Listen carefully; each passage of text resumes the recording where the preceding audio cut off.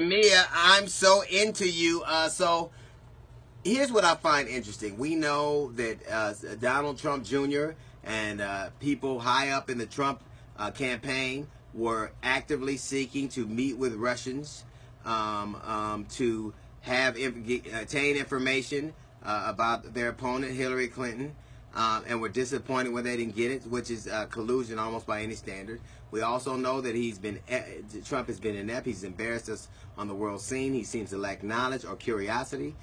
We know that his healthcare is a debacle.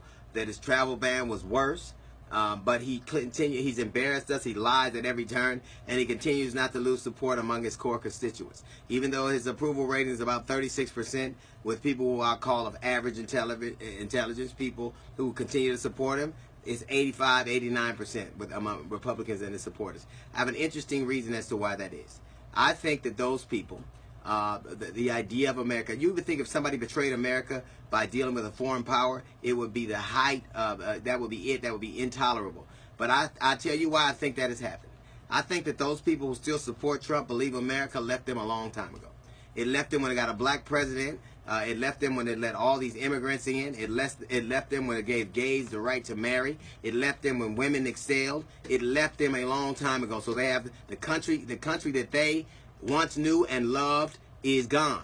And they pray, and then all of a sudden they hear a man saying all the things they wish they could say and couldn't, who will deliver the America back to them. It'll be theirs again. Damn all these foreigners and what everybody else say. He looked them right in the eye and told them he's going to give it back. And Russia was his instrument. Russia delivered their Messiah to them. And they don't care how it happened. If you were drowning, would you care for when your help came? You wouldn't care at all. You wouldn't care at all. And I think the thing for them is that they have decided that that is more important than anything else. Their goal of getting America back. Because America is dead to them.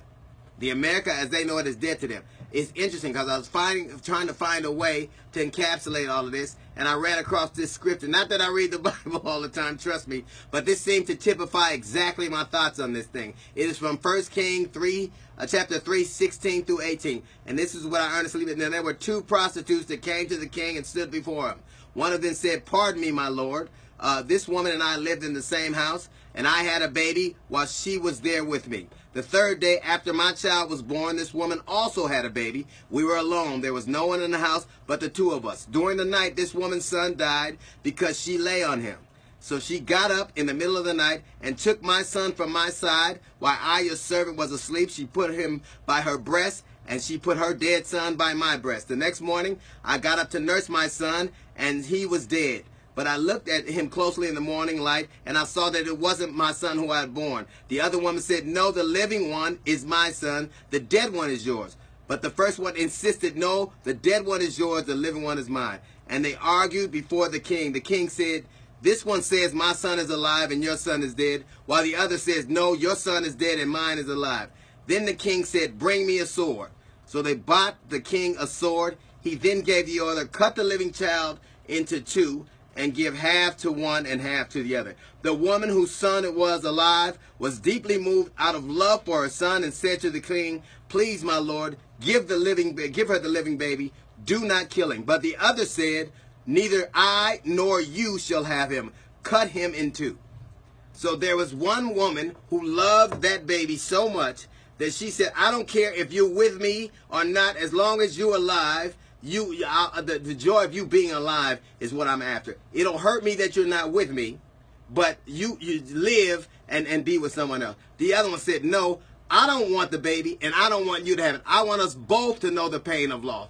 I want you to cut this baby in half. I want it to be dead to both of us.' I submit to you that is exactly how Trump supporters feel.